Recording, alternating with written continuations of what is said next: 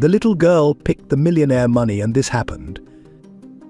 The rain fell mercilessly on the cracked sidewalks of downtown Philadelphia, each drop echoing the rhythm of 8-year-old Emily Thompson's weary footsteps. Her thin cotton dress, soaked through, clung to her trembling frame as she clutched her last bottle of water. 12 hours of walking, calling out to passers-by, and she'd only made $3, not nearly enough for Sarah's medicine. Water. Fresh water, her voice cracked, barely audible above the downpour. The evening crowd hurried past, umbrellas tilted against the wind, avoiding eye contact with the small figure in their path. Emily's vision blurred, exhaustion and hunger conspired against her determination to stay upright. That's when she saw it, a flash of green spinning in the wind. A $100 bill dancing between raindrops escaped from someone's pocket. Time seemed to slow as Emily watched it flutter past. Her hand, almost of its own accord, reached out and caught it. But $100. More money than she'd seen in months. Enough for Sarah's antibiotics. Enough for food for weeks. Her fingers tightened around the wet bill as her mind raced through possibilities: a warm meal, medicine, maybe even a new blanket for Sarah's shivering nights. But then she heard it, a man's distressed voice behind her. No, no, no. That was for my daughter's surgery deposit. The well-dressed stranger was on his hands and knees, searching the wet pavement desperately, his expensive suit soaked through. Emily's hand trembled, the bill crumpling in her grip. Sarah's pale face flashed in her mind, followed by her mother's last words: "Promise me you'll always do what's right, no matter how hard it seems." Two choices, two paths. In that moment, standing in the rain, Emily Thompson faced the first of many decisions that would change not just her life, but the lives of everyone around her. Join us on this journey of compelling storytelling and heartfelt narratives by subscribing to our channel. Your support enables us to continue creating meaningful content that touches hearts and shares important messages about honesty, family bonds, and the triumph of the human spirit. Together, we can spread these stories of hope. Abandoned by fate and bound by love, sisters Emily and Sarah Thompson were two small flickers of hope in a world that had shown them little kindness. At 8 years old, Emily had already mastered the art of being both sister and mother to 5-year-old Sarah, whose quiet coughs echoed through their tiny room in Aunt Catherine's dilapidated house on the outskirts of Philadelphia. The sisters shared more than just their golden hair and deep blue eyes. They shared a resilience that seemed almost too heavy for their young shoulders. Every morning before dawn, Emily would carefully brush Sarah's hair, whispering stories of their parents' stories that were beginning to fade like old photographs in her memory. She'd tell of their mother's warm smile, their father's hearty laugh, and the home that once smelled of freshly baked cookies and love. Sarah would listen intently, though she was too young to remember any of it herself. Their days had fallen into a harsh routine since their parents' accident 2 years ago. Emily would wake at 5, prepare Sarah's meager breakfast from whatever she could find, and then head out to sell water on the streets. Sarah, too weak from her chronic illness to join her sister, would spend her days confined to their small room, drawing pictures of the family she barely remembered and the future she dreamed of. The bond between the sisters transcended their circumstances. When Sarah's fever spiked at night, Emily would press cold cloths to her forehead, singing their mother's lullabies until dawn. When Emily returned home exhausted from a day of selling water, Sarah would greet her with carefully crafted paper flowers and drawings that transformed their bare walls into a gallery of childhood dreams. Their love for each other was their shelter in the storm of their circumstances. Emily had learned to stretch $3 worth of food into meals for days, to mend clothes with found string and patches, and to mask her own hunger with stories of imaginary feasts. She'd become an expert at counting coins in the dark, calculating how many bottles of water she needed to sell to afford Sarah's next dose of medicine. Despite their hardships, the sisters maintained a gentle grace that touched everyone who took the time to notice them. Emily never begged when selling her water. She offered it with a dignity beyond her years. Sarah never complained about her illness, instead spending her energy creating small gifts for her sister and the rare kind stranger who showed them compassion. Yet beneath their remarkable resilience lay the raw pain of their loss. At night, when Sarah finally drifted to sleep, Emily would often sit by their small window, watching the city lights flicker in the distance. In these quiet moments, she allowed herself to feel the weight of their reality, two little girls navigating a world that had taken their parents, their home, and their childhood, leaving them with nothing but each other and a handful of fading memories. But even in their darkest moments, the sisters possessed something that no hardship could take away: an unshakable faith in each other. Emily's promise to protect Sarah wasn't just words, it was the cornerstone of her existence. And Sarah's unwavering trust in her big sister gave Emily the strength to face each day with determination, no matter how difficult their circumstances became. Aunt Catherine Williams carried herself with the sharp edges of someone who had spent a lifetime building walls. Her Victorian house, once grand but now showing signs of decay, matched her own carefully maintained facade. At 45, she wore her bitterness like expensive perfume, masking the scent of decades-old jealousy and regret. Before becoming the reluctant guardian of Emily and Sarah, Catherine had been the black sheep of the wealthy Harrison family. While her brother James, the children's father, had inherited their father's business acumen and natural charm, Catherine had inherited only their mother's beauty and an insatiable desire for what she couldn't have. She'd watched from the shadows as James built his success, married the beautiful Elizabeth, and created the perfect family she'd always envied. The accident that claimed James and Elizabeth's lives 2 years ago wasn't entirely accidental. Catherine had orchestrated the brake failure in their car, a detail that haunted her sleepless nights, though never enough to confess. She'd convinced everyone that taking in her brother's orphaned daughters was an act of family duty, but it was really her final victory over James' possession of the only things he'd truly loved.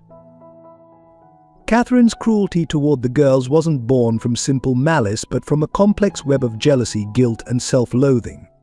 Every time she looked at Emily, she saw Elizabeth's grace and James's determination. Sarah's innocent smile was a constant reminder of the family warmth she'd never known. She forced Emily to sell water on the streets, not just for money, but to strip away the dignity James had given his daughters. Behind closed doors, Catherine maintained a facade of respectability in the community. She served on charity boards and hosted tea parties for the local church group, all while pocketing the money meant for Sarah's medical care. Her perfectly manicured nails and designer clothes, bought with funds stolen from the girls' inheritance, were her armor against the whispers of those who questioned her treatment of her nieces. Yet beneath her calculated exterior, Catherine was unraveling. The weight of her crimes pressed against her conscience like a physical force. She'd begun drinking heavily in private, the expensive whiskey burning away the image of James's face in her nightmares. The girls' unwavering love for each other reminded her of everything she'd never had, everything she'd destroyed. The arrival of Michael Harrison in their lives threatened to unravel everything Catherine had carefully constructed. She recognized something in his searching eyes that terrified her, a familiar determination that reminded her too much of James. She knew she was playing a dangerous game, but like a cornered animal, she was prepared to fight with every weapon at her disposal to keep her secrets buried and maintain control over the lives she'd claimed as her own. Michael Harrison exuded the quiet confidence of someone who had earned his success the hard way. At 42, his tailored suits and corner office in downtown Philadelphia masked a deeply personal mission that consumed his every waking moment. As the youngest partner at Harrison Global Investments, he portrayed the image of a successful businessman, but beneath the polished exterior lay a man haunted by the loss of his brother James and the nieces he had never stopped searching for. 2 years of private investigations and countless dead ends had led him to this moment. The $100 bill he'd lost wasn't an accident, it was a carefully planned test, one of many he'd orchestrated in his search for James's daughters. Michael had spent months tracing rumors of 2 young girls living with a mysterious aunt, selling water on the streets of Philadelphia. Each lead had filled him with hope, only to end in disappointment. Behind his public persona, Michael maintained a secret office where walls were covered with photographs, documents, and connecting threads, all pointing to his sister-in-law Catherine's involvement in James and Elizabeth's deaths. He'd hired the best private investigators, called in favors from law enforcement contacts, and dedicated his considerable resources to uncovering the truth. The accident report had never sat right with him. Too many questions remained unanswered. The loss of his brother had transformed Michael from a carefree business executive into a man driven by purpose. His colleagues noticed the change: the late nights at the office, the distracted meetings, the intense focus whenever children's welfare cases crossed his desk. Few knew that half of his considerable fortune was dedicated to a foundation helping orphaned children, a cover that allowed him to search for his nieces without raising suspicion. What tormented Michael most was the memory of his last conversation with James. His brother had tried to tell him something about Catherine, something important, but Michael had been too busy with a merger to really listen.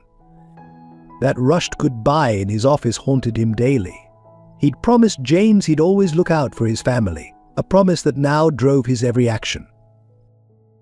The photograph on his desk told a story few understood: a family portrait taken at Emily's 6th birthday, just months before the accident.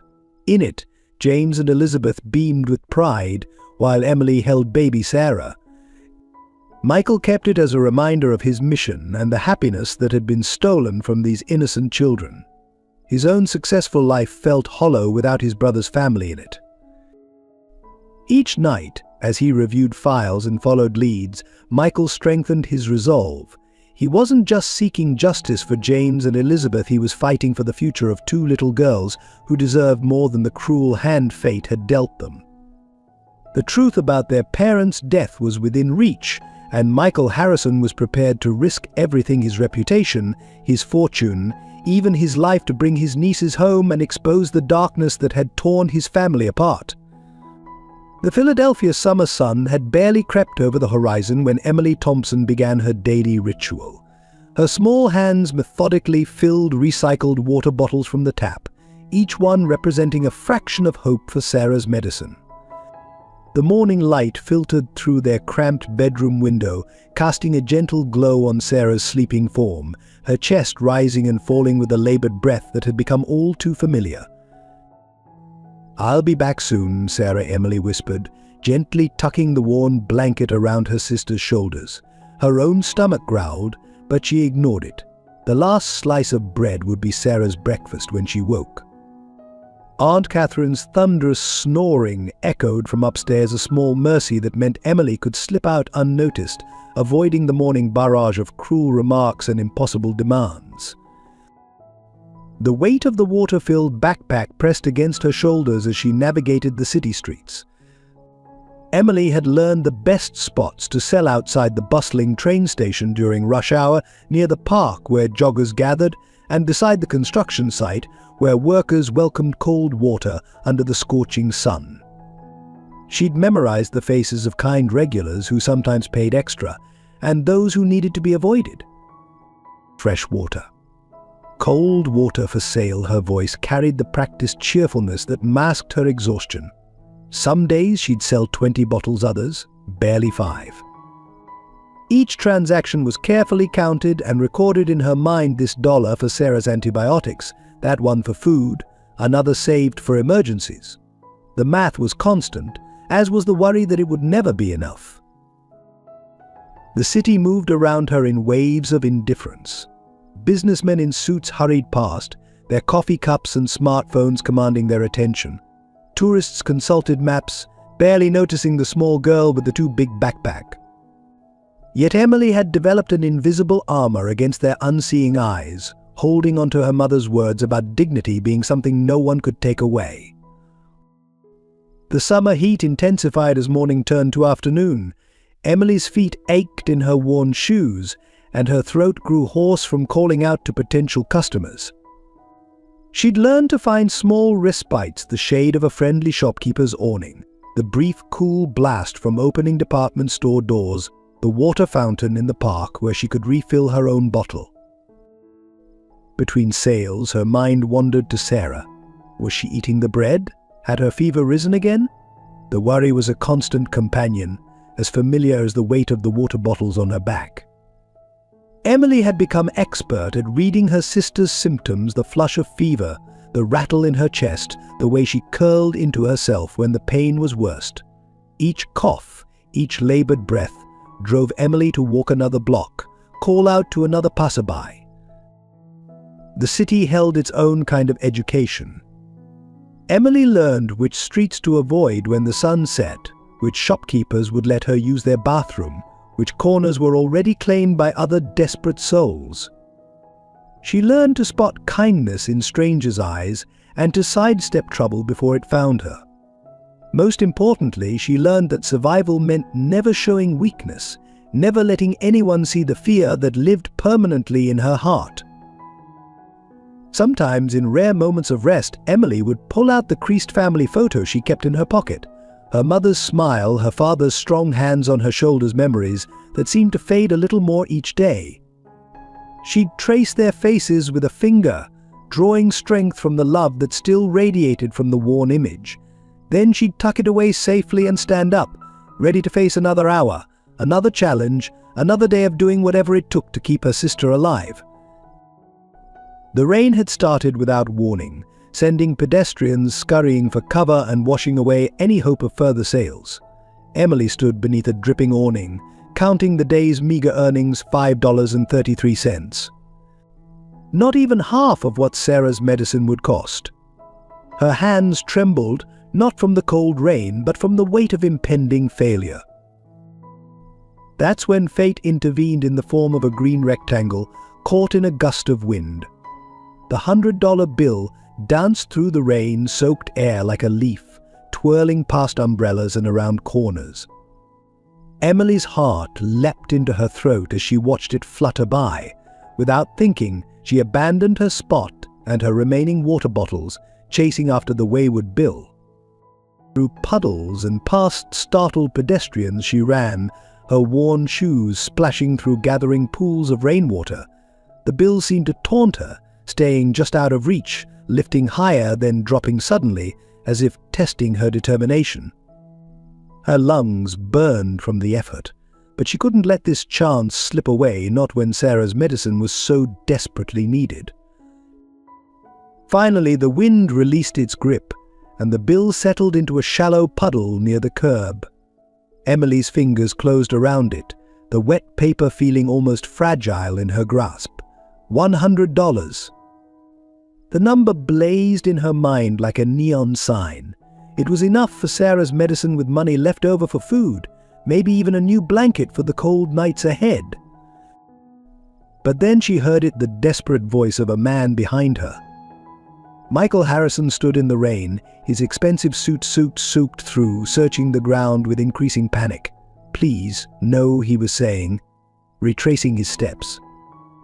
"That money was for my daughter's surgery." Deposit. The raw desperation in his voice mirrored what Emily felt every day. Time seemed to stop as Emily stood there, the bill growing damp in her clenched fist. Her mother's voice echoed in her memory. Integrity is doing the right thing, even when no one is watching. But was integrity worth Sarah's life? The internal battle raged as she watched the man continue his frantic search, his polished appearance crumbling in the face of despair.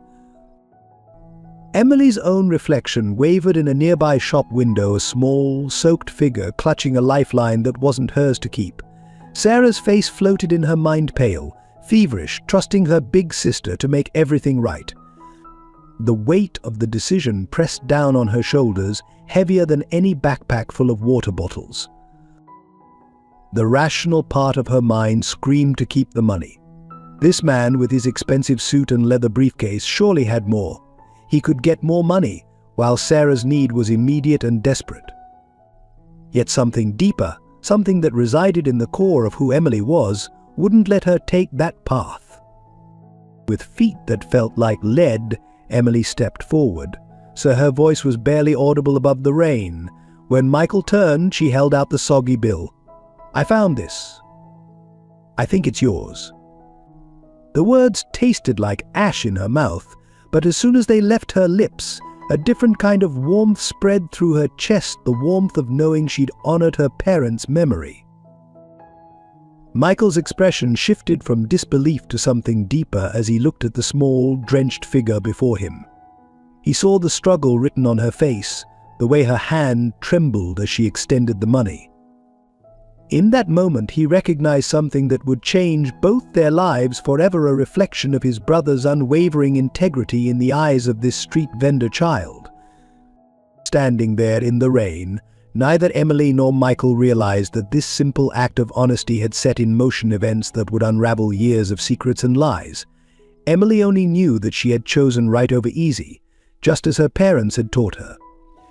As she turned to walk away, to return to her world of endless struggle and quiet desperation, she couldn't know that her life had just taken its first step toward transformation. The walk home that evening felt longer than ever before. Emily's drenched clothes clung to her small frame as her mind replayed the moment over and over, the $100 bill in her hand, the man's grateful face, the choice she'd made.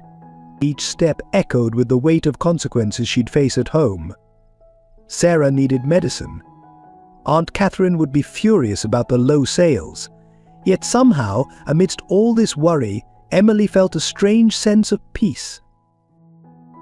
Michael Harrison hadn't simply taken the money and walked away. He'd knelt down to her level, his eyes filled with a kindness she hadn't seen in years. "What's your name?" he'd asked, holding the bill but maintaining eye contact. The genuine interest in his voice had caught her off guard. People rarely asked her name. She was usually just the water girl or that poor child. "Emily Thompson," she'd answered, fighting the urge to run. Something about his gaze reminded her of her father, the same gentle strength, the same careful attention. He'd asked about her water sales, about why she was working instead of being in school. Each question seemed to peel away layers of her carefully maintained facade.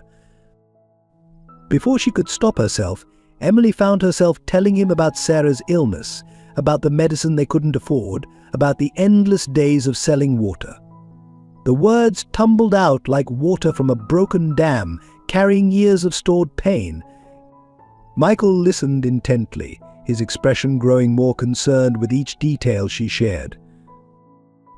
Then he'd done something unexpected. Reaching into his wallet, he'd pulled out not just $100 bill, but two. "The first is a reward for your honesty," he'd said, pressing it into her hand. "The second is payment in advance. I'd like to buy all your water for the next month." Emily had stood frozen, unable to process this sudden turn of events. Now, as she approached their run-down house, those two crisp bills felt like burning coal in her pocket. She'd promised to meet Michael tomorrow at the same spot, to tell him more about her situation. A part of her worried it was too good to be true, that he'd never show up, that this was all some cruel dream she'd wake from. The sound of Sarah's coughing greeted her as she entered their room. Her sister was curled up in bed, their mother's old shawl wrapped tightly around her shoulders. Sarah's face lit up, despite her obvious discomfort. "I was worried about you in the rain." The guilt of almost keeping the found money hit Emily anew. What kind of example would she have set for her trusting little sister? Emily sat on the edge of Sarah's bed, pulling out the money with trembling hands. "Look what happened today," she whispered, explaining the story. Sarah's eyes grew wide as she listened, her small hand squeezing Emily's in excitement. "You did the right thing, Emmy," she said with absolute conviction. "Mom and Dad would be so proud." That night, as Sarah slept peacefully for the first time in weeks, the new medicine, bought with their unexpected windfall working its magic, Emily stared out their small window at the city lights. The day's events played in her mind like scenes from a movie. She thought about Michael Harrison, about the way he'd looked at her with such concern, about his promise to help. Tomorrow would bring its own challenges. Aunt Catherine would demand explanations for the money. There would be more water to sell, more streets to walk. But something had shifted in Emily's world. Her decision to return the money, despite her desperate circumstances, had opened a door she didn't even know existed. As sleep finally began to claim her, Emily held onto a new feeling: hope. Not just the fleeting hope of a good day's sales or a mild winter, but real hope for change. Something in Michael Harrison's eyes had promised more than just money. It had promised understanding, support, and possibly a way out of their current situation. Her mother's words echoed in her mind as she drifted off. Character is what you do when no one is watching. Today, Emily had proven her character, not just to Michael Harrison, but to herself. Tomorrow would bring what it would bring, but for now she could rest knowing she'd made her parents proud. The morning after meeting Emily, Michael Harrison sat in his corner office at Harrison Global Investments, his usual stack of financial reports pushed aside. Instead, his desk was covered with documents of a different nature, preliminary reports from his private investigator about a small girl selling water on Philadelphia's streets. The coincidence was too perfect to ignore. For 2 years he'd been searching for his brother's daughters, and now a young girl named Emily Thompson, with the same blonde hair and blue eyes as his brother James, had appeared holding his deliberately dropped $100 bill. Her honesty, despite obvious poverty, bore the unmistakable stamp of his brother's character. Michael pulled up the accident report on his computer, the crash that had claimed James and Elizabeth Thompson's lives. The official verdict: brake failure on a rainy night. But Michael had never believed it was that simple. He clicked through photographs of the wreckage, police statements and witness accounts, searching for the 1,000th time for something he might have missed. A knock at his door interrupted his thoughts. "Mr. Harrison, your 10 a.m. is waiting," his assistant reminded him. "Cancel it," he replied, not looking up. Cancel everything for the next few days. He had more important matters to attend to. His fingers flew across the keyboard, pulling up property records for the address. Emily had mentioned a Victorian house on the outskirts of the city, owned by Catherine Williams. The name sent a chill down his spine. Catherine Williams, his sister-in-law, James's sister, the woman who had disappeared with his nieces 2 years ago. The pieces were starting to fit together, forming a picture that made his blood run cold. He'd always suspected Catherine's involvement in the accident, but proving it had been impossible. Michael spent the next several hours building a comprehensive file. He contacted school districts, seeking records of Emily and Sarah Thompson. He pulled medical records, finding disturbing gaps in Sarah's treatment history. He dug into Catherine's financial records, tracking suspicious transfers and unexplained deposits around the time of the accident. By late afternoon, he'd assembled a troubling timeline. The girls had vanished from the system shortly after their parents' death, only to reappear in a different district under Catherine's guardianship. No welfare checks, no follow-up from social services. It was as if they'd been deliberately hidden from view. The more he discovered, the more his worry grew. Emily's story about selling water to buy medicine for her sister suggested neglect, possibly abuse. The fact that she wasn't in school raised serious legal questions. And underneath it all ran a current of dark suspicion about Catherine's role in his brother's death. Michael pulled out his phone, dialing a trusted contact in child services. "Jenny, I need a favor," he began, his voice tight with controlled anger. "I need everything you have on 2 girls, Emily and Sarah Thompson, and I need it quietly." He knew Catherine would have friends in the system. She'd always been skilled at cultivating useful relationships. As the sun began to set over Philadelphia's skyline, Michael stood at his office window, his reflection grim in the darkening glass. The city stretched out below him. Somewhere in its streets a little girl was probably still selling water, unaware that her simple act of honesty had set in motion events that would change everything. His brother's last words echoed in his memory. "Watch out for them, Michael. Promise me you'll always watch out for them." He hadn't understood then what James had been trying to tell him. Now, the urgency in his brother's voice made terrible sense. A new message flashed on his phone: preliminary surveillance photos of Emily leaving her house that morning, carrying her backpack of water bottles.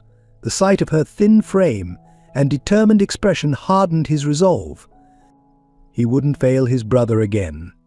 This time, he would protect Emily and Sarah, no matter the cost. Michael gathered the files into his briefcase, his mind already forming a plan. He would need to move carefully. Catherine was cunning and well-connected. One wrong move could send her running with the girls again. But he had resources she couldn't imagine, and more importantly, he had the truth on his side.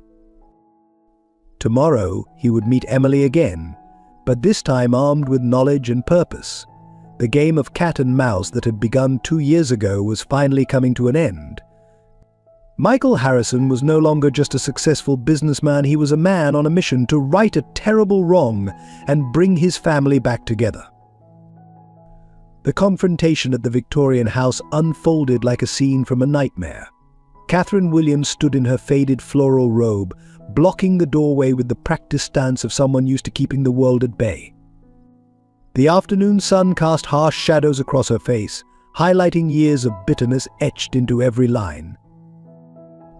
"Mr. Harrison," she said, her voice dripping with false sweetness, "to what do I owe this?" Unexpected pleasure, her eyes darted past him to the street, checking for witnesses, for threats, for escape routes. The facade of the gracious lady of the house was already beginning to crack. Michael stood his ground, his tailored suit and commanding presence a stark contrast to the decay around him. "We need to talk about Emily and Sarah," he stated flatly, "and about James and Elizabeth." The names hung in the air between them like accusations. Catherine's face flickered fear, anger, calculation before settling into a mask of indignant confusion. "I don't know what you're talking about," she replied, attempting to close the door. Michael's hand shot out, catching it. "I think you do, Catherine. 2 years of hiding the men's today." His voice remained calm, but carried an edge of steel that made Catherine step back involuntarily. Inside, the house told its own story of neglect. Dust covered once elegant furniture, windows were grimy with age, and the air carried the stale smell of secrets too long kept. From somewhere upstairs came the sound of Sarah's coughing, a harsh reminder of what was at stake. "You have no right to come here," Catherine hissed, her composure crumbling. "I took those girls in when no one else would. I fed them, clothed them." Michael cut her off with a sharp laugh. "Clothed them? Fed them? Is that what you call sending an 8-year-old to sell water on the streets? Denying a sick child medical care?" Catherine's face contorted with rage. "You know nothing about sacrifice, about what I've done for this family." Her voice rose hysterically. "James had everything handed to him, the company, the perfect life, the perfect family. What did I get? Nothing." The truth of her bitterness finally emerged, ugly and raw. Michael pulled out a folder, laying photographs on the dusty coffee table. Crime scene photos from the accident, bank statements, medical records. "Tell me about the brake lines, Catherine. Tell me about the insurance policy you took out on James 3 weeks before the crash. Tell me why Sarah's prescription for life-saving medication was never filled when you had the money." The color drained from Catherine's face as she stared at the evidence of her crimes spread out before her. "You can't prove anything," she whispered, but her voice lacked conviction. "Actually, I can," Michael replied, pulling out one final document. "James suspected you might try something. He left a letter with his lawyer to be opened if anything happened to him." Catherine sank into a chair, her carefully constructed world crumbling around her. "They were supposed to be mine," she muttered, almost to herself. "Everything was always his, the love, the success, the perfect children. I just wanted." Her voice trailed off, lost in the maze of her own jealousy. "It ends today," Michael stated firmly. "The girls come with me. You can either face the consequences of your actions, or you can disappear. Your choice." The threat hung in the air, clear and unambiguous. Catherine's eyes darted to the stairs, calculating one last time. "You think they'll choose you?" she spat, a final attempt at defiance. "They don't even know you." "I'm all they have." Michael met her gaze steadily. "They'll know the truth. All of it. And then they'll choose for themselves." The sound of small feet on the stairs interrupted them. Emily stood there, holding Sarah's hand, their few belongings packed in a worn backpack. They had heard everything. The look in Emily's eyes, a mixture of horror, understanding and relief, told Michael all he needed to know. Catherine's defeat was written in the slump of her shoulders, in the way she turned away from the girl's questioning gazes. Her carefully constructed house of lies had finally collapsed, leaving nothing but the bitter truth in its ruins. The tension of the confrontation was suddenly broken by a sound that chilled everyone in the room: Sarah's violent coughing. The small girl doubled over on the stairs, her face turning an alarming shade of blue. Emily rushed to her sister's side, panic written across her features as Sarah struggled to catch her breath. Sarah Michael crossed the room in 3 long strides, his confrontation with Catherine momentarily forgotten. Up close, the severity of Sarah's condition became horrifyingly clear. Her skin was burning with fever, her breathing labored and wheezing. Dark circles under her eyes spoke of long nights fighting for air, while her thin frame suggested months of inadequate nutrition. "How long has she been this bad?" Michael demanded, already pulling out his phone to call for an ambulance. Emily's voice trembled as she answered, "It's been getting worse for weeks." "The medicine? We couldn't afford the new prescription." She shot an accusatory glance at Catherine, who stood frozen by the window, her face a mask of guilty awareness. The paramedics arrived within minutes, their efficient movements and urgent voices filling the dusty Victorian house with sudden activity. As they examined Sarah, their expressions grew increasingly concerned. "She needs immediate hospitalization," the lead paramedic announced. "Her oxygen levels are dangerously low, and there are signs of advanced pneumonia." Catherine attempted to assert her authority, stepping forward with paperwork in hand. As her legal guardian, she began, but Michael cut her off. "Your guardianship was obtained through fraud," he stated firmly, producing documents of his own. "I'm her uncle, and I'm assuming responsibility for both girls effective immediately." In the ambulance, Sarah's small hand clutched Emily's while monitors beeped ominously. Michael sat opposite them, his face grim as he watched the paramedics work. Years of neglect had taken their toll on Sarah's fragile body.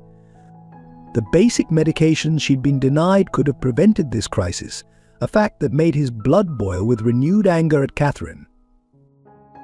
At the hospital, the diagnosis came quickly and brutally. Severe pneumonia complicated by an underlying respiratory condition, the doctor explained, her voice grave. If she'd received proper medical care earlier. The unfinished sentence hung in the air like an indictment. Emily's sob broke the silence, a sound of such raw pain that it seemed to echo through the sterile hospital corridors. Tests revealed the full extent of Sarah's condition. Malnutrition had weakened her immune system, making her susceptible to infection. The lack of proper medication had allowed her chronic condition to worsen unchecked. Each new detail added to the mountain of evidence against Catherine's neglect. Michael watched through the ICU window as machines helped Sarah breathe, her tiny form almost lost among the tubes and wires. His mind raced with the implications of her condition. This wasn't just neglect, it was a deliberate withholding of care.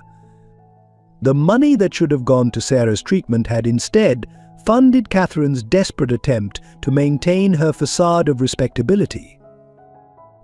Emily refused to leave her sister's side, her face set in a determination that reminded Michael painfully of James. "She's all I have," she whispered, not taking her eyes off Sarah's sleeping form. "She's all I've ever had since." Her voice broke, unable to complete the thought. The night stretched on, marked by the steady beeping of monitors and the quiet efficiency of hospital staff. Michael made calls, pulling strings to get the best pediatric specialists, arranging for Sarah's transfer to a top children's hospital. Money was no object now. Every resource he had would go towards saving his niece. In the harsh hospital lighting, the truth of the past 2 years became devastatingly clear. While Catherine had lived in her decaying mansion, clinging to her illusions of grandeur, these children had suffered in silence.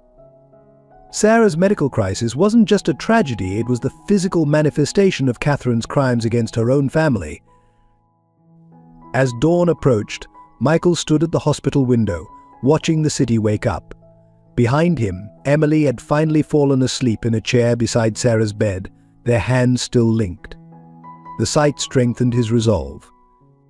Catherine would pay for what she'd done, but first, these girls needed healing not just in body, but in spirit. The road ahead would be long, but Michael Harrison had finally found what he'd spent 2 years searching for his family. The transformation of Pediatric Unit 7 at Philadelphia Children's Hospital began the day after Sarah's admission. Gone were the stark white walls and institutional feel, replaced by colorful murals, soft blankets, and a small army of stuffed animals that appeared as if by magic. Michael Harrison had made this sterile hospital room into a sanctuary for both sisters. Emily watched in quiet amazement as her world shifted on its axis. No longer did she wake before dawn to sell water instead. She found herself seated at a small table Michael had brought in, working with a private tutor who came daily to help her catch up on 2 years of missed education. Between lessons, she rarely left Sarah's bedside, but now she did so with the confidence that her sister was receiving the best care money could buy. The best pediatric specialists in the country cycled through Sarah's room, consulting on her case. Under their care, and with proper medication, Sarah's condition began to improve steadily. Color returned to her cheeks, her breathing eased, and most remarkably, her smile, once a rare sight, became a daily occurrence. Michael supervised every aspect of her treatment, asking detailed questions and taking notes during each doctor's visit. But Michael's involvement extended far beyond medical care. He spent hours sitting with the girls, slowly drawing out their stories of the past 2 years. Each revelation, missed meals, cold nights, untreated illnesses, was carefully documented by his ever-present team of lawyers, building an ironclad case against Catherine. Yet he never let the legal proceedings overshadow the girls' immediate needs for security and comfort. "Tell me about your parents," he would say during their evening talks, his voice gentle. Emily would share fragments of memories, their father's laugh, their mother's bedtime stories, not realizing that each detail helped Michael piece together the family he'd lost. He found himself holding back tears when Emily described James teaching her to ride a bike, or Elizabeth baking cookies for school events. The hospital staff soon grew accustomed to the sight of the distinguished businessman arriving each morning with books, games, and educational materials. He arranged for a child psychologist to visit daily, helping both girls process their trauma. When Emily expressed interest in drawing, art supplies appeared. When Sarah mentioned missing music, a small keyboard was installed in her room.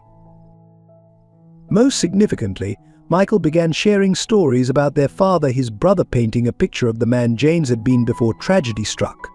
He told them about their childhood adventures, their shared dreams, their unbreakable bond. Emily and Sarah absorbed these stories like parched earth soaking up rain, filling in the gaps in their fading memories. One evening, as Sarah slept peacefully and Emily worked on her homework, Michael received a call that changed everything. His investigators had uncovered definitive proof of Catherine's involvement in the accident. The evidence was overwhelming: tampered brake lines, fabricated maintenance records, and a hidden insurance policy. The case against her was ready to proceed. But Michael's priority remained the girls' welfare. He worked with child services to expedite his guardianship application, determined to ensure the sisters would never again know the fear of separation or neglect. His spacious penthouse apartment underwent a transformation of its own, with 2 bedrooms being prepared for the day Sarah would be strong enough to leave the hospital. The change in the girls was remarkable. Emily's constant worry began to ease, replaced by a cautious hope for the future. She started making plans again, talking about school, friends, and possibilities that had seemed impossible just weeks ago. Sarah's recovery, though slow, was steady, her natural resilience supported by proper medical care and the security of knowing she wouldn't have to ration her medicine anymore. Michael found himself changed as well. The driven businessman who had spent 2 years searching for his brother's children was softening, learning to see the world through their eyes. He discovered joy in simple things: helping with homework, reading bedtime stories, watching Sarah master her breathing exercises. The hollow success of his corporate life was filled with something far more precious: family. Late one night, as he sat in the quiet hospital room watching both girls sleep, Michael finally allowed himself to feel the full weight of what had been found. And what had been found: his brother and sister-in-law were gone, their lives cut tragically short by Catherine's jealousy. But their daughters had survived, carrying James and Elizabeth's spirit in their resilience, their kindness, and their unwavering love for each other. In saving them, Michael had found his own salvation.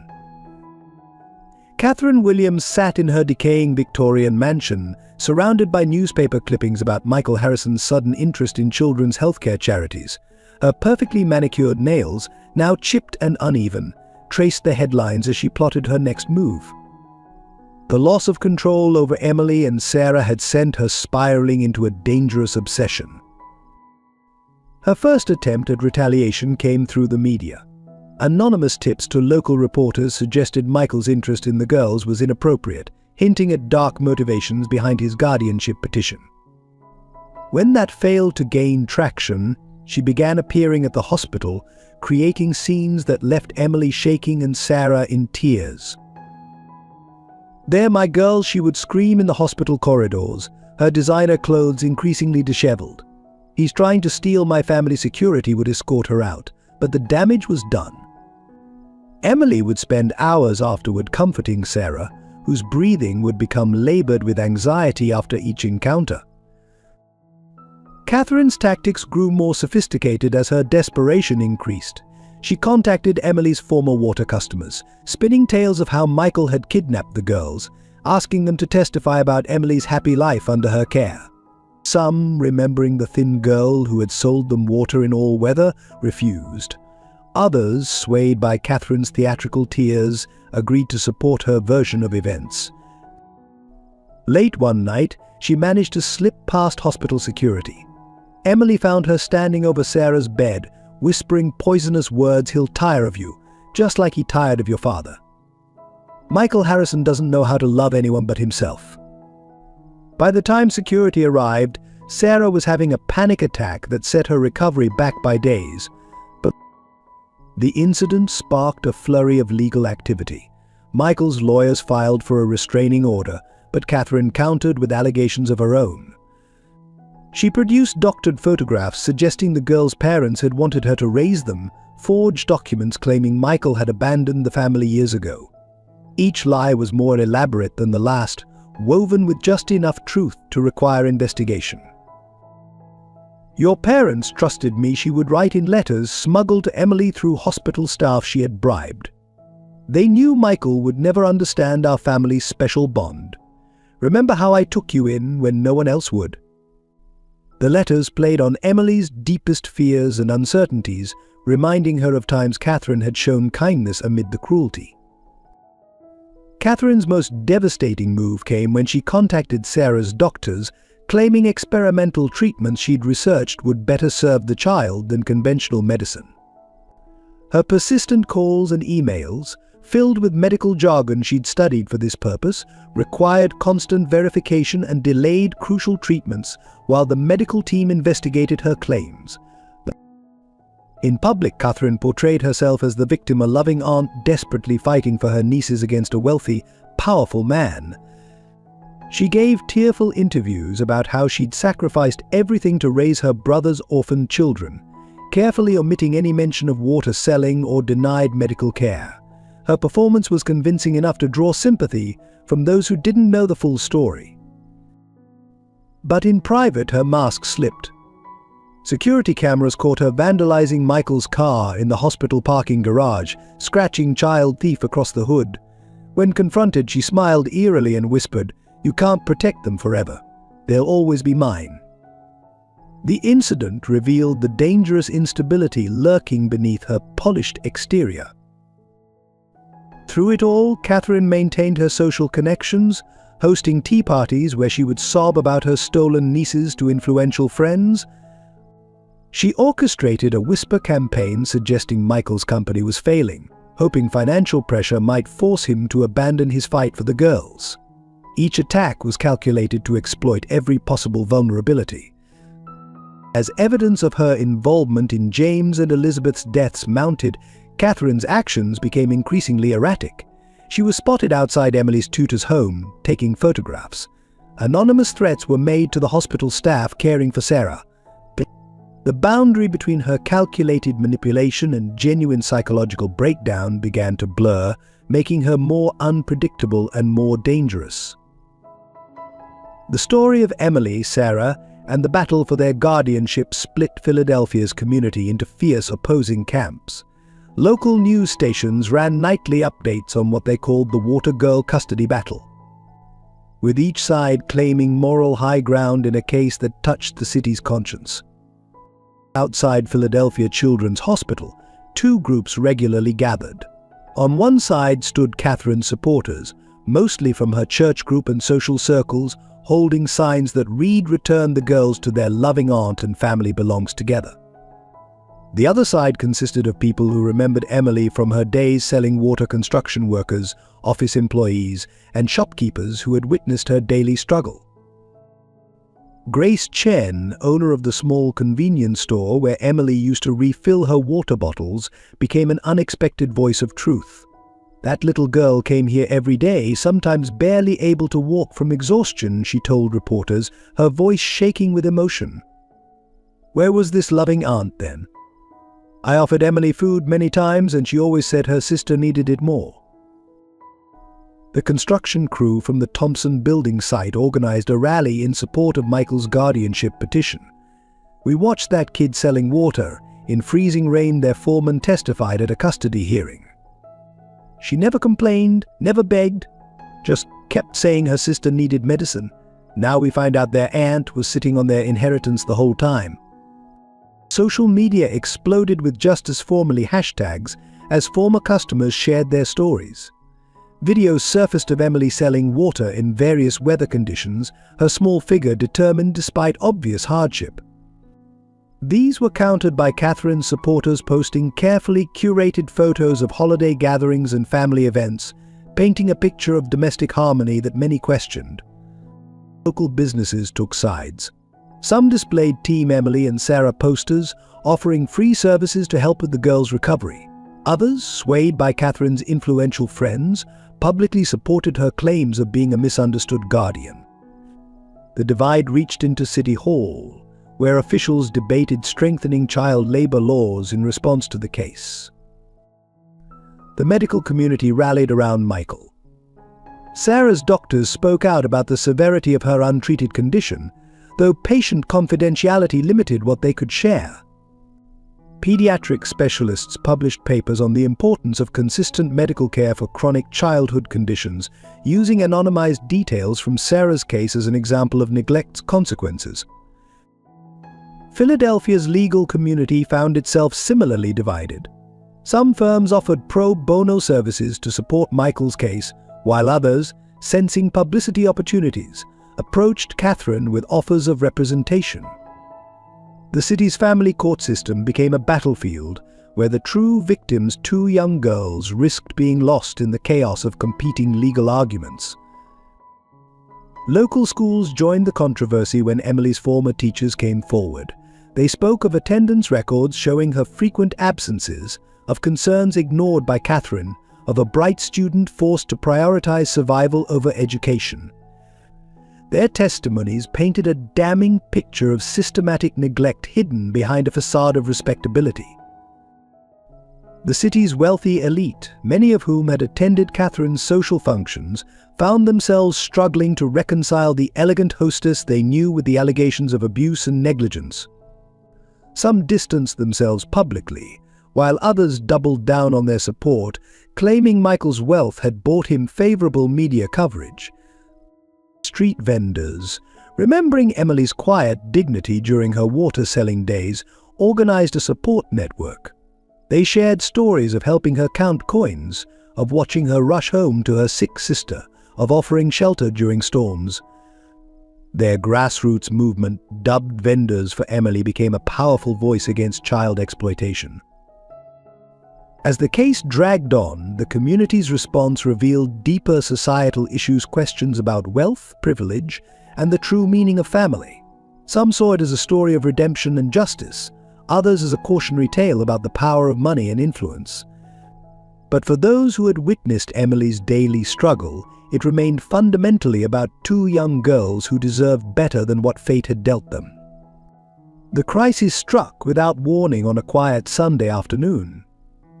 Sarah, who had been showing steady improvement, suddenly began struggling for breath during a routine physical therapy session. The monitors erupted in a cacophony of alarms as her oxygen levels plummeted, sending the pediatric ICU into immediate action. Emily, who had been reading to her sister, found herself pushed aside as medical staff swarmed the room. Dr. Martinez, Sarah's primary physician, barked rapid orders as nurses rushed to stabilize the young girl. "She's crashing.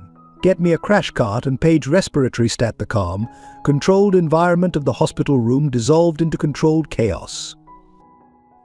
Michael arrived minutes after receiving the emergency call, his face ashen as he watched the medical team fighting to save Sarah's life.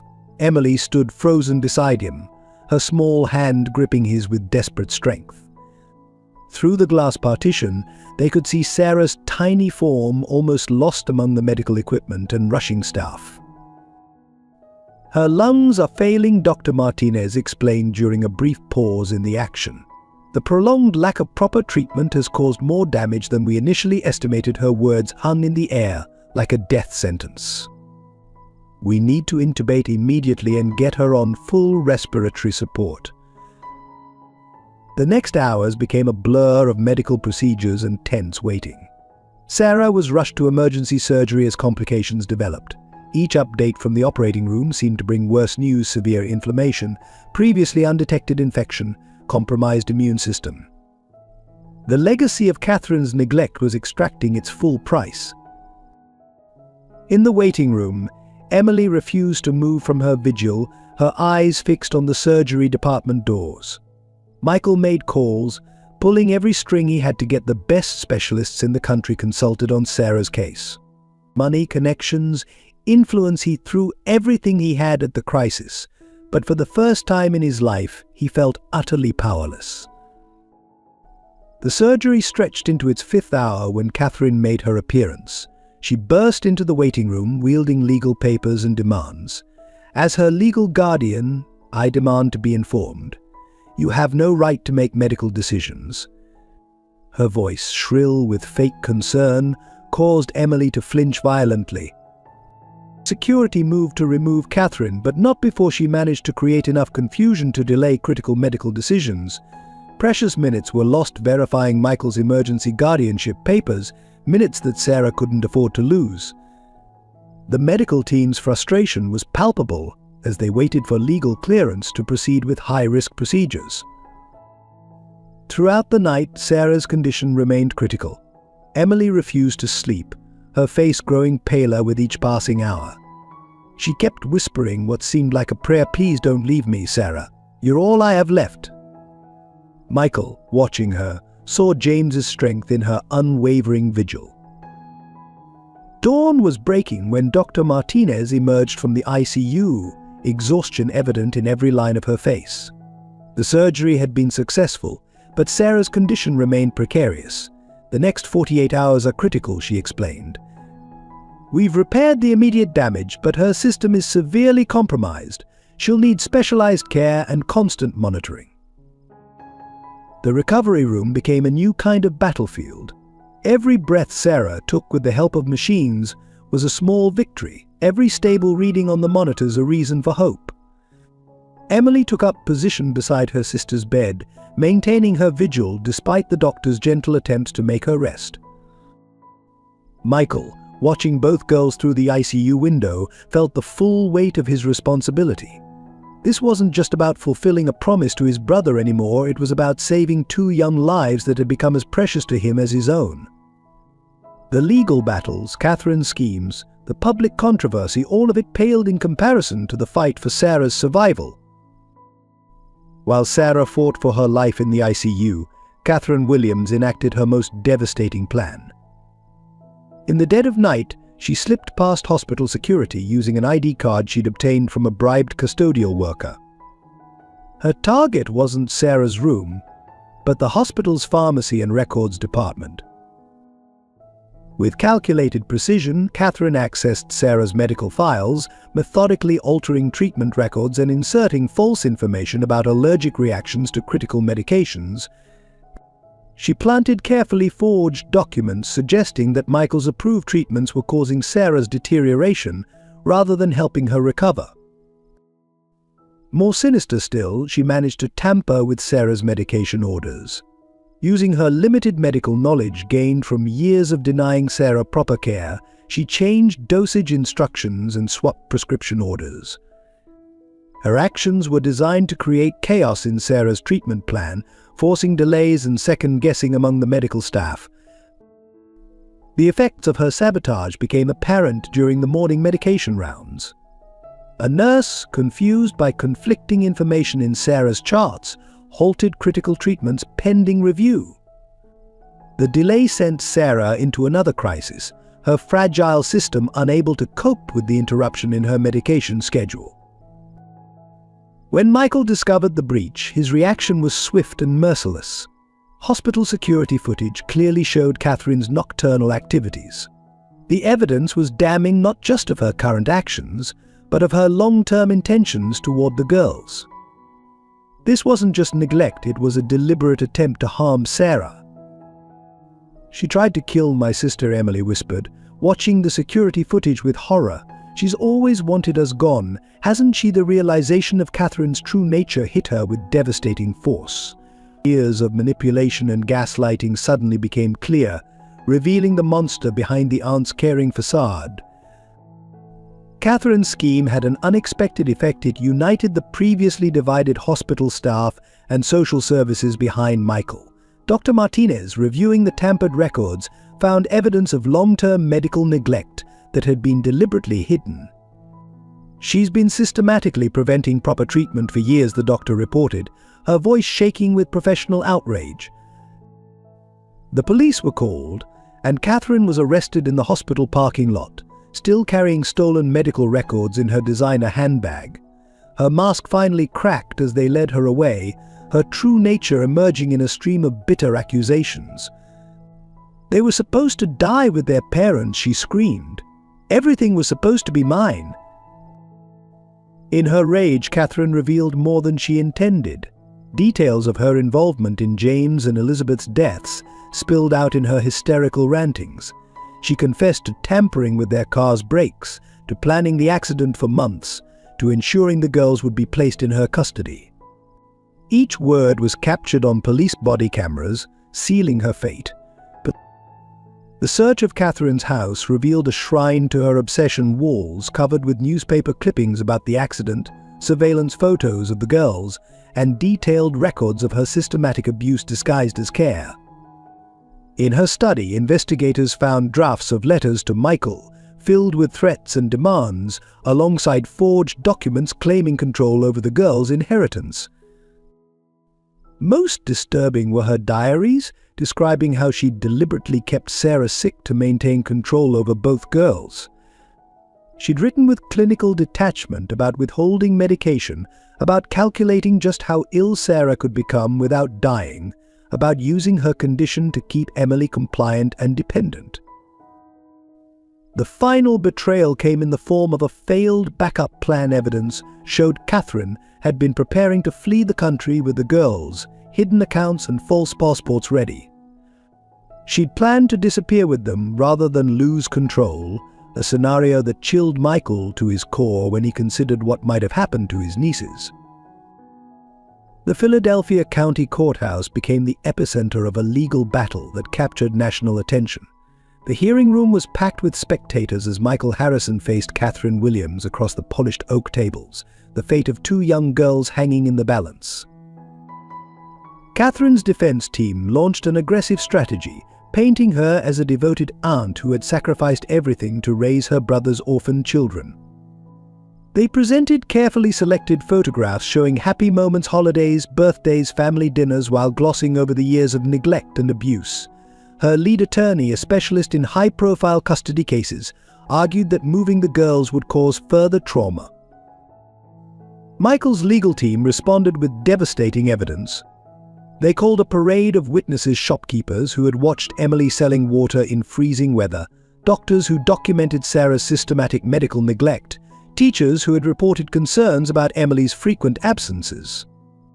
Each testimony built a damning picture of life under Catherine's guardianship. The turning point came when Emily took the stand.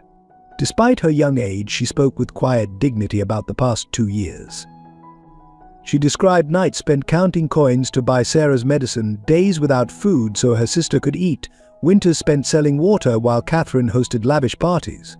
The courtroom fell silent as she recounted how Catherine had threatened to separate them if Emily ever complained. Financial evidence revealed the extent of Catherine's deception. Bank records showed she had systematically drained the girls' inheritance while denying them basic necessities. Forensic accountants traced money meant for Sarah's medical care to Catherine's personal accounts, spent on luxury items and maintaining her social status. The medical testimony was equally damning. Dr. Martinez presented detailed records showing how Catherine had deliberately obstructed Sarah's treatment, withholding crucial medications while presenting herself as a concerned guardian. The pattern of neglect was clear and calculated, designed to maintain control through Sarah's illness. Catherine's composure cracked under cross-examination. When confronted with evidence of her tampering with hospital records, she launched into a bitter tirade about family loyalty and ingratitude. Her mask slipped completely as she ranted about James getting everything she deserved, revealing the deep-seated jealousy that had driven her actions. Social services representatives testified about Catherine's manipulation of the system. She had repeatedly moved the girls to avoid welfare checks, using her social connections to deflect concerns about their well-being. The pattern showed not just neglect, but deliberate isolation and control. Michael's testimony focused on his plans for the girls' future. He presented detailed arrangements for their education, medical care, and emotional support. His commitment to maintaining their bond while helping them heal impressed even Catherine's attorneys. The contrast between his structured care and Catherine's chaotic neglect was stark. Expert witnesses in child psychology spoke about the trauma the girls had endured. They praised their remarkable resilience while emphasizing the need for stable, nurturing care to help them recover. Their recommendations strongly favored Michael's guardianship over Catherine's proven pattern of abuse. Security footage from the hospital, showing Catherine's attempted sabotage of Sarah's treatment, proved to be the final nail in her legal coffin. The calculated nature of her actions, caught on camera, destroyed any remaining sympathy for her position. Even her own lawyers seemed shaken by the evidence of her willingness to risk Sarah's life. As the hearing progressed, public opinion shifted decisively against Catherine. The media, initially divided, began publishing detailed investigations into her history of manipulation and abuse. Support groups for abused children held vigils outside the courthouse, their presence a silent testimony to the broader implications of the case. In the sterile hallway of Philadelphia Children's Hospital, Emily Thompson faced the most devastating decision of her young life. Catherine's lawyers had presented her with an impossible ultimatum: either sign a statement supporting Catherine's version of events or lose access to crucial experimental treatment that could save Sarah's life. The document lay on the small table in the hospital conference room, its legal language masking the cruelty of the choice it presented. Catherine had managed one final manipulation. She had secretly maintained control over a trust fund specifically designated for catastrophic medical care, a fact her legal team had kept hidden until this critical moment. "Your sister needs this treatment," Catherine's lawyer explained with false sympathy. "Without it, her chances of full recovery are minimal. All you need to do is tell the truth that I took good care of you both." The implied threat hung in the air: Sarah's life in exchange for Emily's silence about years of abuse. Michael found Emily in Sarah's room later that evening, clutching the document with trembling hands. When she explained the situation, his face darkened with fury, but Emily could see the fear behind his anger. They both knew that Sarah's condition was precarious, and the proposed treatment represented her best chance at a full recovery. "I have to do it," Emily whispered, watching Sarah's chest rise and fall with each labored breath. "I can't let her die because I want justice." The weight of the decision aged her beyond her years, the childhood she'd never really had slipping further away with each passing moment. Dr. Martinez attempted to intervene, offering to testify about alternative treatments, but the medical evidence was clear. The experimental protocol Catherine controlled access to showed the highest success rates for cases like Sarah's. The timing of the ultimatum was no coincidence. Catherine had waited until Sarah's condition made the choice almost impossible to refuse. Emily spent the night by Sarah's bedside, memories washing over her like waves. She remembered their mother's voice, "Always protect each other." She thought of their father's last hug, his whispered, "Take care of your sister." The weight of those promises pressed against the burden of truth and justice, creating an impossible equation. Michael watched helplessly as Emily struggled with her decision. His resources, seemingly limitless in other situations, couldn't overcome the legal barriers Catherine had carefully constructed around this particular treatment option. The trust fund's conditions were ironclad. Catherine's approval was required for its use. The next morning, Emily sat at Sarah's bedside, pen hovering over the document. Each word she would sign was a lie, each statement a betrayal of the truth she had lived. But as she watched Sarah fight for each breath, she knew there was really no choice at all. Her sister's life was worth more than justice, more than truth, more than anything. "I'm sorry, Mom and Dad," she whispered, tears falling onto the paper as she signed her name. "But Sarah has to live. She has to have a chance." The choice felt like a physical weight settling onto her shoulders, another burden added to those she already carried. The truth about James and Elizabeth Thompson's death emerged from an unexpected source. A retired mechanic, watching news coverage of Catherine's custody battle, recognized the details of the car accident from 2 years ago. His hands trembling, he contacted Michael's legal team with information that would shatter Catherine's carefully constructed lies. Tom Martinez had been working late at his garage the night before the accident. He remembered Catherine Williams, clearly her expensive perfume, her insistence on personally supervising routine brake maintenance on her brother's car. What had seemed odd at the time now took on sinister significance. He recalled watching her tamper with the brake lines while claiming to check the mechanic's work. The evidence he provided was damning.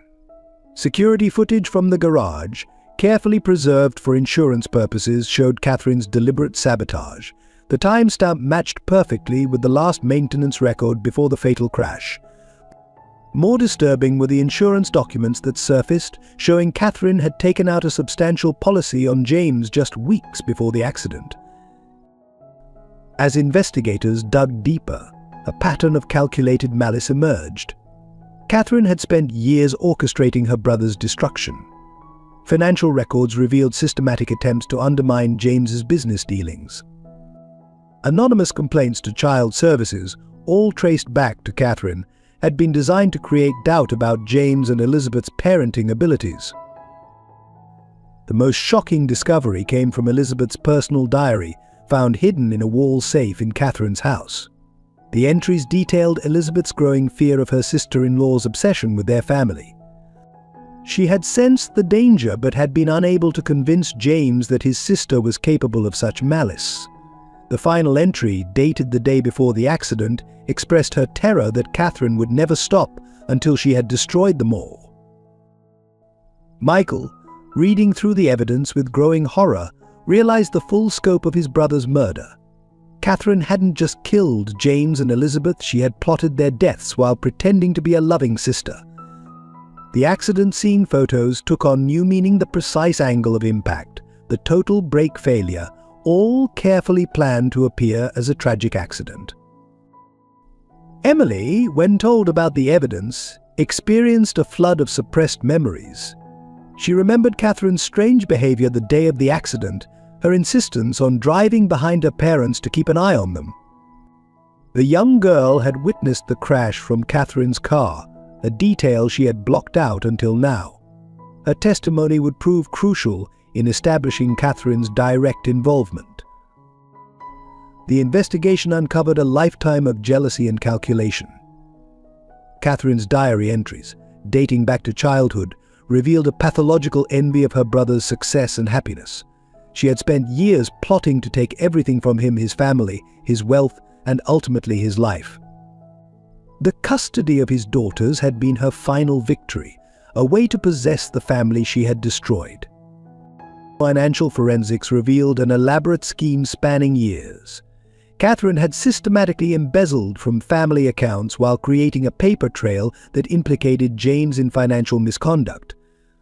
She had planned not just to kill her brother but to destroy his reputation posthumously, ensuring she would be seen as the family's savior rather than its destroyer. The most chilling evidence came from Catherine's private study. A hidden room contained detailed plans for eliminating anyone who threatened her control over the girls. Surveillance photos, personal information, and potential accident scenarios had been meticulously compiled. The level of premeditation suggested a mind consumed by murderous obsession. Catherine Williams' last act of desperation unfolded during a routine hospital transfer. As Sarah was being moved to a specialized treatment facility, Catherine executed her final, most reckless plan. Using falsified medical credentials and the chaos of shift change, she gained access to the hospital's transport bay. The moment the elevator doors opened with Sarah's gurney, Catherine emerged from hiding. With the precision of someone who had rehearsed this moment countless times, she produced a syringe filled with a clear liquid. "Nobody move," she commanded, her voice eerily calm. "The girls are coming with me." The medical staff froze, recognizing the dangerous glint in her eyes. Emily, who had been walking alongside her sister's gurney, instinctively moved to shield Sarah. The gesture, small but defiant, seemed to trigger something in Catherine. "I gave you everything," she screamed, her carefully maintained facade cracking completely. "I took you in when no one wanted you. I deserved this family, not James, not Michael, me." Security cameras captured the ensuing chaos. Catherine, waving the syringe like a weapon, forced the medical staff away from Sarah's gurney. Her plan became clear. She intended to take both girls, having arranged a private medical transport to spirit them away. False paperwork and forged signatures revealed weeks of meticulous planning. Michael arrived just as Catherine was attempting to disconnect Sarah's vital monitors. The sight of his niece in distress, Emily trembling but refusing to leave her sister's side, sparked a fury he had never known. "It's over, Catherine," he stated, his voice cutting through her increasingly hysterical demands. "You've lost everything, just like you always feared." Those words broke something in Catherine. With a feral scream, she lunged toward Sarah, the syringe aimed at the IV line. Emily, showing extraordinary courage, knocked the syringe from her aunt's hand.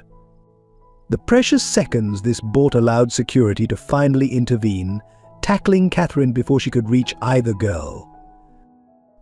As she was restrained, Catherine's true nature emerged completely.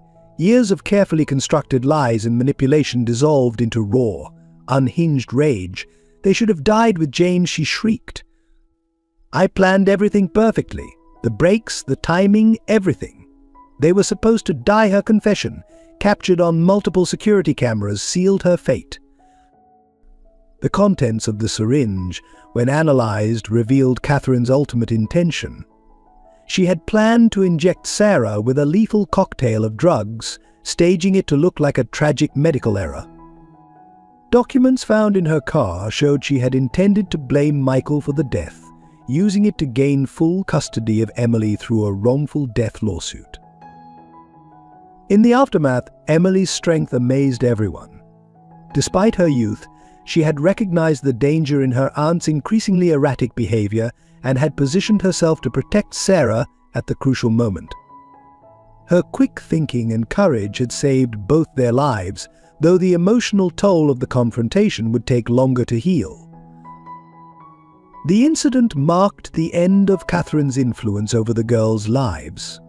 Her public breakdown and confession, combined with the evidence of premeditated murder attempts, ensured she would never again pose a threat to what remained of her brother's family. The facade of the caring aunt had finally shattered, revealing the monster that had always lurked beneath.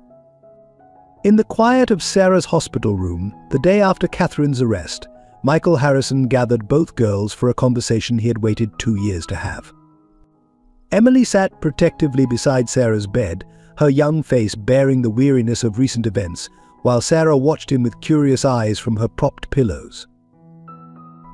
"There's something I need to show you," Michael began, pulling out a worn photograph from his wallet. The image showed 2 young boys laughing at a lake, their arms around each other's shoulders. Emily leaned forward, her breath catching as she recognized one of the boys.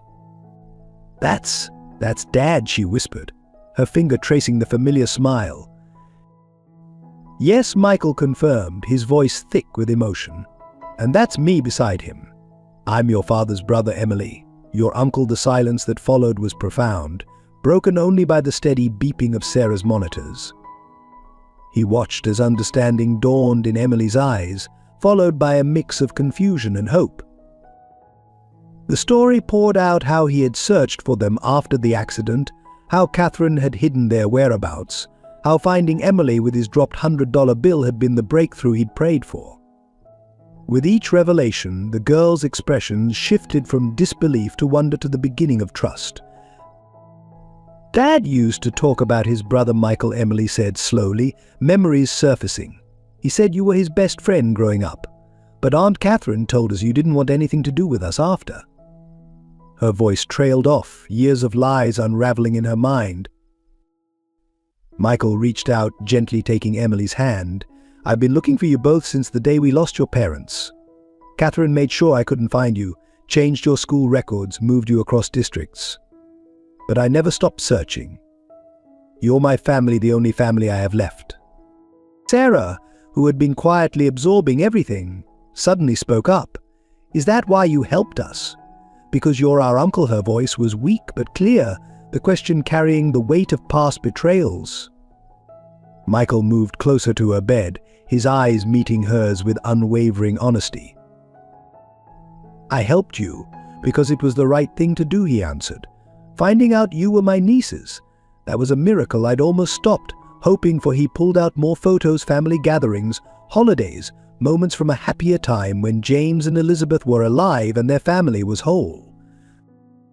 Emily and Sarah pored over the pictures, their father's laugh captured forever in fading photographs, their mother's smile frozen in time. Michael shared stories of their childhood, James teaching him to fish, their adventures and misadventures, the bond between brothers that Catherine had tried so hard to erase. As the afternoon light faded into evening, something shifted in the hospital room. The walls of uncertainty and fear that had surrounded the girls began to crumble, replaced by the first fragile threads of family connection. They weren't alone anymore. They had an uncle who had never stopped looking for them, who had moved heaven and earth to find them. The full story of James and Elizabeth Thompson's deaths emerged in the prosecutor's office, where Michael gathered the courage to share the devastating truth with Emily. Sarah, still recovering in the hospital, would be protected from the harshest details for now, but Emily deserved to know everything. Detective Anderson spread the evidence across the conference table: maintenance records, security footage from the garage, insurance documents, and Catherine's recently discovered diaries. Each piece revealed a layer of premeditation that made the tragedy even more horrific. Emily sat beside Michael, her small hands clenched tightly in her lap as she faced the truth about her parents last night. "Your father suspected something was wrong," Michael explained gently. "The night before the accident, he called me. He was worried about Catherine's behavior, about some documents he'd found missing from his office." His voice caught as he remembered that final conversation, the warning he hadn't taken seriously enough. The security footage showed Catherine at the garage, her movements deliberate as she tampered with the brake lines of James's car. Emily watched in silence as the aunt she'd lived with for 2 years methodically ensured her parents would never make it home that rainy night. The timestamp showed Catherine had waited until after hours, when only one mechanic remained on duty. She followed them that night, Detective Anderson added softly. We found her detailed plans. She needed to ensure he trailed off, seeing the pain in Emily's eyes. The young girl finally spoke, her voice barely a whisper, I remember. She insisted on driving behind us, said she wanted to make sure we got home safely in the rain. More evidence emerged. Catherine had taken out multiple insurance policies on James, carefully hidden among legitimate business documents. She had studied accident reports, calculating the exact spot on the mountain road where brake failure would be most devastating. The level of calculation was chilling. Elizabeth's final diary entry proved prophetic. She had written about her growing fears, about Catherine's obsessive behavior toward the girls, about strange incidents that now made terrible sense. Watch over the girls, she had written. Something isn't right with Catherine. James won't believe it, but I'm afraid for all of us. Emily absorbed each revelation with remarkable strength, though tears streamed silently down her face. When she finally spoke again, her voice carried the weight of understanding beyond her years. She wanted us all along, didn't she? Not because she loved us, but because we were dads. Michael pulled his niece close, feeling her shoulders shake with suppressed sobs. Catherine was sick with jealousy, he explained. She couldn't stand that your father had everything she wanted: success, a loving family, happiness. Instead of building her own life, she decided to take his. The truth, finally laid bare, brought both pain and relief. Emily now understood why Catherine's care had always felt wrong, why love and cruelty had mixed so confusingly in their aunt's behavior. The mystery of their parents' death was solved, but the price of knowledge was heavy. The evidence against Catherine Williams mounted like a tidal wave after police executed a search warrant on her Victorian home. Behind the elegant facade, investigators discovered a hidden room that revealed the full scope of her obsession and crimes. The most damning evidence came from Catherine's own meticulous record-keeping. A leather-bound diary, found in a hidden wall safe, contained detailed entries dating back years before James and Elizabeth's deaths. Each page documented her growing jealousy and the evolution of her murderous plans. James doesn't deserve any of this, she had written. The business, the perfect family, the adoring children, it should have been mine. Of financial records revealed an intricate web of fraud. Catherine had been systematically embezzling from the girls' inheritance, transferring money through a series of shell companies. The funds meant for Sarah's medical care had been diverted to maintain Catherine's lavish lifestyle, while she forced Emily to sell water on the streets. Perhaps most disturbing were the surveillance photographs. Thousands of images showed James and Elizabeth going about their daily lives, their movements tracked and documented with obsessive precision. Catherine had studied their routines, noting the exact times James drove that treacherous mountain road, calculating the perfect moment to ensure the brake failure would be fatal. Medical records proved equally incriminating. Catherine had deliberately withheld Sarah's medication, carefully documenting the girl's declining health as a means of controlling both sisters. Her notes revealed a calculated approach to keeping Sarah sick enough to need care, but not sick enough to draw outside attention. The search also uncovered evidence of Catherine's future plans. Forged passports and international bank accounts suggested she had been preparing to flee with the girls. A detailed itinerary, hidden among her papers, outlined plans to disappear to a country without extradition treaties, where she would finally have complete control over her brother's children. Technology provided the final nails in Catherine's legal coffin. Her computer contained emails to corrupt medical staff, bribes paid to keep them quiet about Sarah's condition.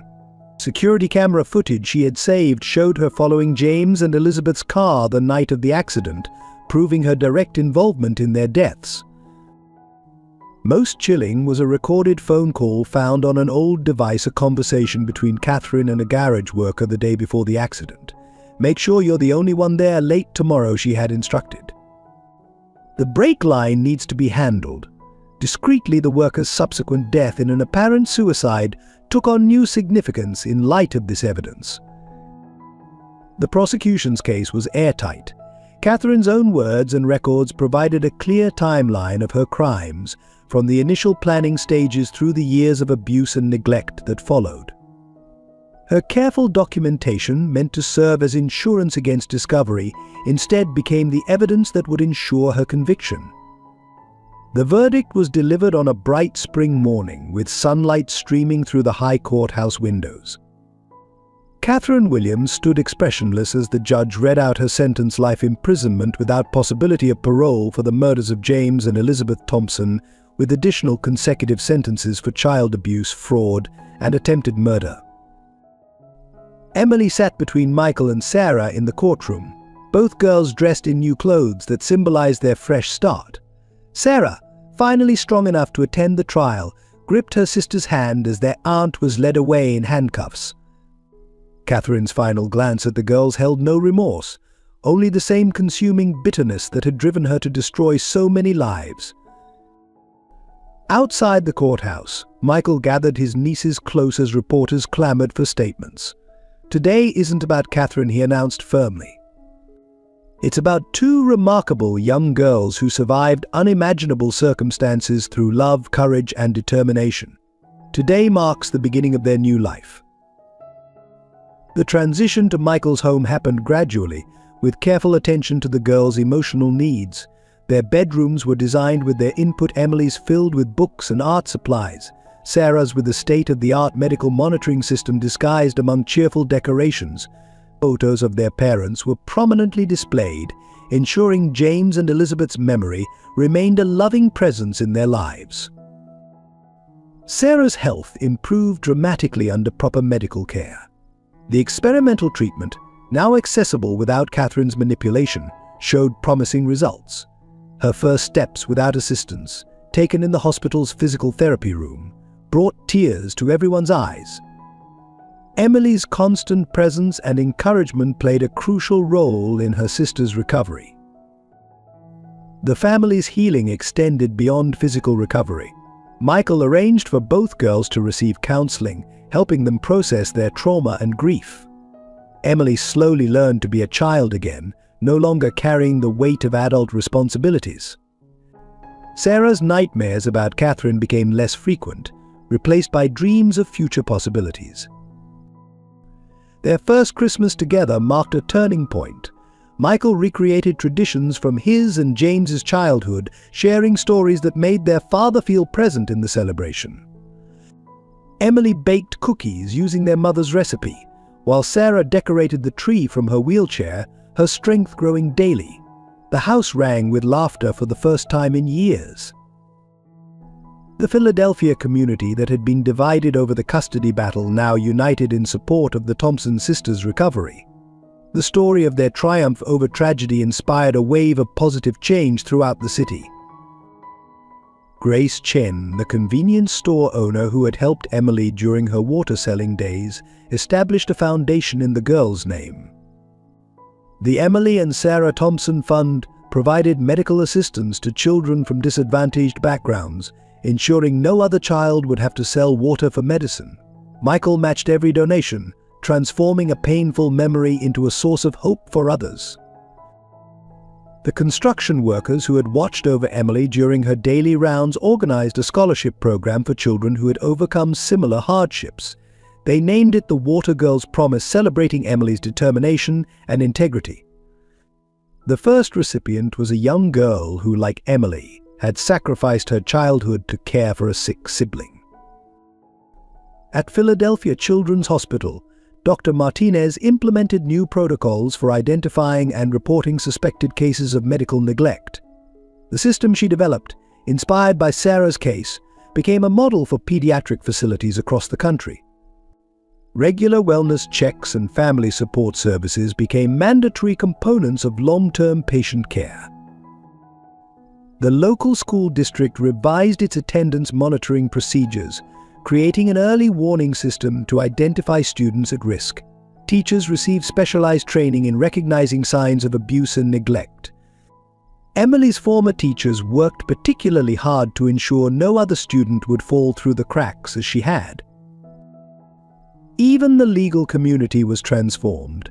Michael's law firm established a pro bono program specifically focused on child advocacy cases.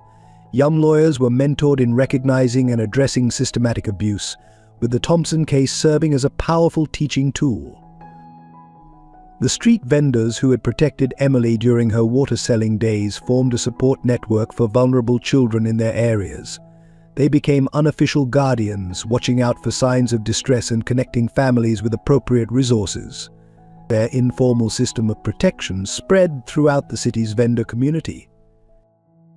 5 years after Catherine's sentencing, Emily and Sarah Thompson stood together at their high school's charity fundraiser, sharing their story publicly for the first time.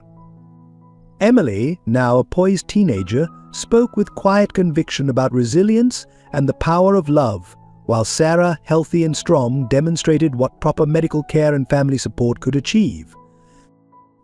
Their lives had transformed in ways they once couldn't have imagined.